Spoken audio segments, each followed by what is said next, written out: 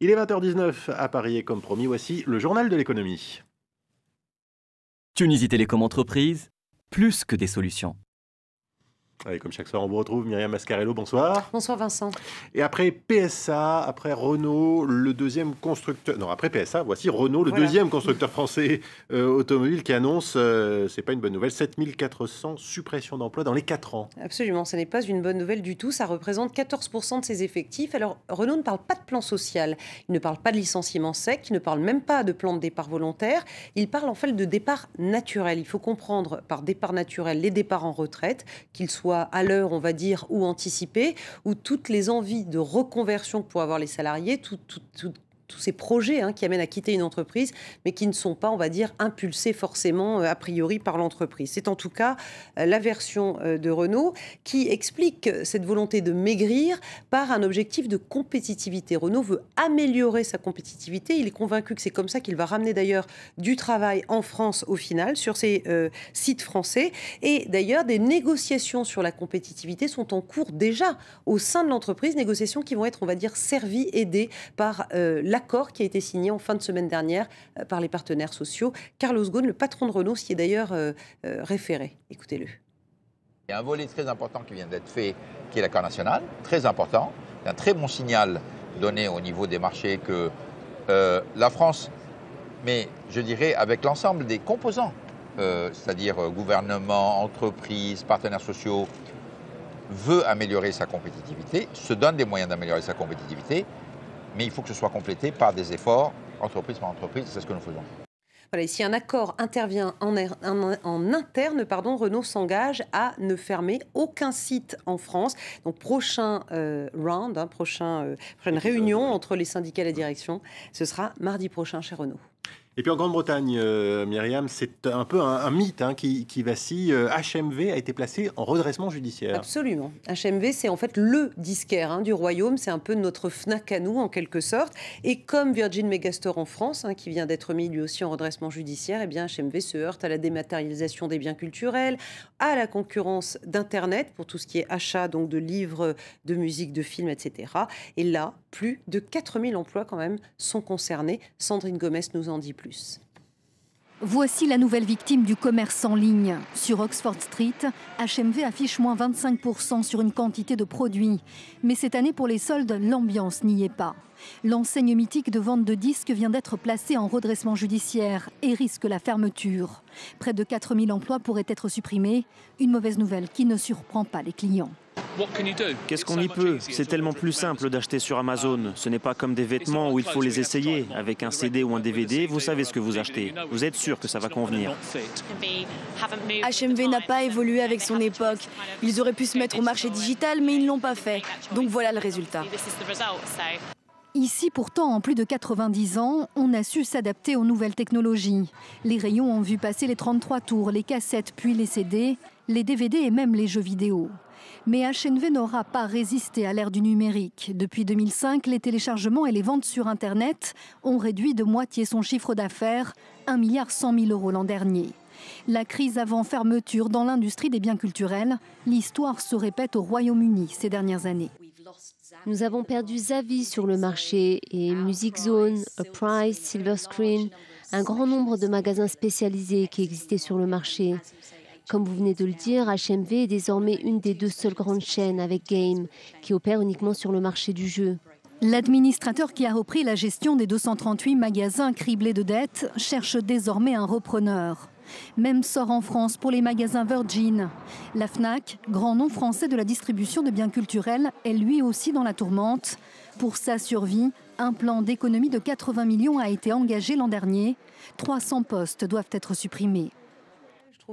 Et puis de ce côté-ci du channel, Myriam, on revient côté français. Game France a donné des précisions sur ses éventuels repreneurs. Oui, on sait maintenant qu'il s'agit de Micromania et de Game Cash, puisque Game France est également en redressement judiciaire. Et on ne savait pas ce que représentaient ces offres de reprise partielle. On en a une meilleure idée en termes d'emploi, puisque d'après Game France, seuls 30% des emplois seraient sauvés. En tout, il y a 750 postes concernés en CDI et en CDD. Et on en saura définitivement plus à partir du 25 janvier, puisque c'est le tribunal de commerce de Bobigny qui tranchera ce dossier. C'est pas très gai votre journal ce soir. Et on continue, puisqu'en Afrique du Sud, le géant du platine, Amplats, annonce la suppression, et là c'est énorme, de 14 000 emplois. Voilà, et Amplats assure que ça n'a rien à voir avec les grèves de l'année dernière, grève extrêmement violente et même meurtrière. Le numéro 2 du platine dit plutôt que ce sont les cours, la baisse des cours qui ont dicté cette décision. Là, rappelez-vous quand même que l'an dernier, donc, Amplats et d'ailleurs toute la filière avaient dû donner des augmentations de salaire et des primes aux mineurs d'Afrique du Sud, qui s'étaient mis en grève au départ à Marikana, qui est donc une mine qui appartient au concurrent Lonmin. Et puis ça avait fait le tour de toute la ceinture de platine sud-africaine. Et je vous rappelle donc que ces événements très violents avaient fait plus de 50 morts l'an dernier. Retour dans la zone euro, Myriam, avec zone euro où personne finalement ne semble échapper à la crise, pas même l'Allemagne. Non, Berlin, effectivement, a publié ses chiffres aujourd'hui. Alors, la croissance pour 2012 en Allemagne reste positive. On est à plus 0,7%. Mais vous voyez, les trimestres s'affichent. Et au dernier trimestre de l'année, eh bien, on voit la richesse nationale allemande reculer de 0,5%. Alors, par rapport aux autres, l'Allemagne reste quand même nettement en meilleure position. D'ailleurs, en 2013, on ne craint pas de récession en Allemagne et le retour d'une croissance un peu plus vigoureuse est prévu pour 2014. En Espagne, en revanche, les perspectives restent sombres pour 2013. L'Espagne est en récession, elle le restera en 2013, ce qui signifie que le chômage va continuer à augmenter. C'est un fléau absolument massif en Espagne. C'est un quart de la population active qui est touchée. C'est plus d'un jeune sur deux désormais. On parle littéralement de génération sacrifiée. Maintenant, cette génération des 15-29 ans, on l'appelle la génération des ninis. Ni emploi, ni formation, parce que pendant le boom de l'immobilier qui a longtemps tenu la croissance espagnole, eh bien beaucoup de jeunes ont arrêté leur formation pour aller travailler. Regardez ce reportage de nos correspondants à Madrid, Adeline Percept, Clément Perrouot et Hélène Saint-Gier. Vallecas, en banlieue de Madrid. Dans ce bureau pour l'emploi, personne n'a su renseigner Manuel, chômeur de 28 ans.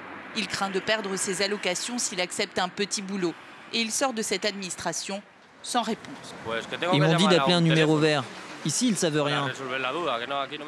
Comme la majorité des jeunes du quartier, Manuel a abandonné l'école à 16 ans pour se lancer dans la construction, un secteur florissant à l'époque. Avant, ils embauchaient sans rien te demander. Ils disaient « on te paie tant » et tu venais travailler. Des salaires de plus de 2000 € pour des adolescents. Mais en 2007, la bulle immobilière a éclaté. Aujourd'hui, un quart des jeunes Espagnols sont surnommés les ninis, ni salariés, ni étudiants. Comme Manuel, il navigue entre petits boulots et aides publiques, un casse-tête parfois. Aucune des options ne correspond à ma situation. Je ne veux pas perdre mes allocations. Manuel reprendrait bien une formation professionnelle, mais les cours gratuits sont pris d'assaut. Alors pour l'instant, il vit chez sa mère avec sa sœur et son neveu. La vie n'est pas facile. À l'âge qu'ils ont, ils devraient déjà être partis de la maison. Mais bon.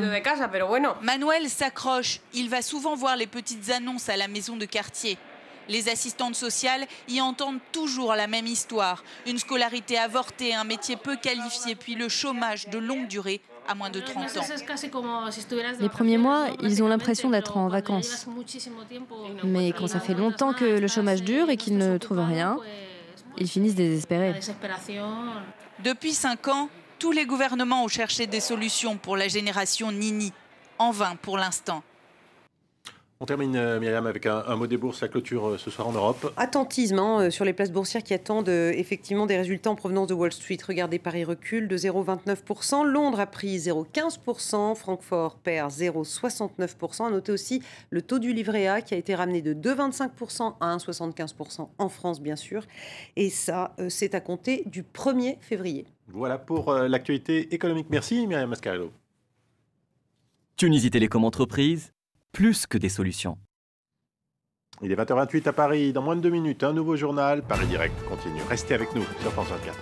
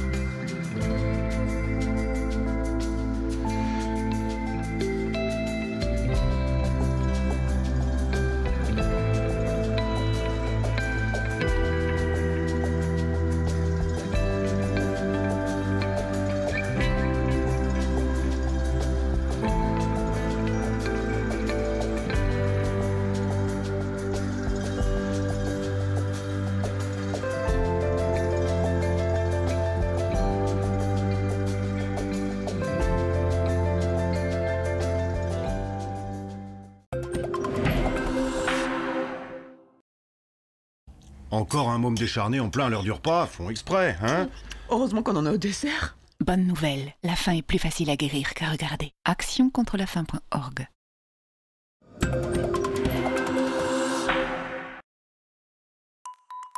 France 24, le monde en direct. Un réseau mondial d'observateurs, 35 nationalités, une seule rédaction, 1000 correspondants sur le terrain pour vous offrir le meilleur de l'actualité. France 24, l'art de vivre à la française. Une information sans compromis sur la société, l'environnement, la santé. France 24, un ton original, un autre point de vue sur le monde.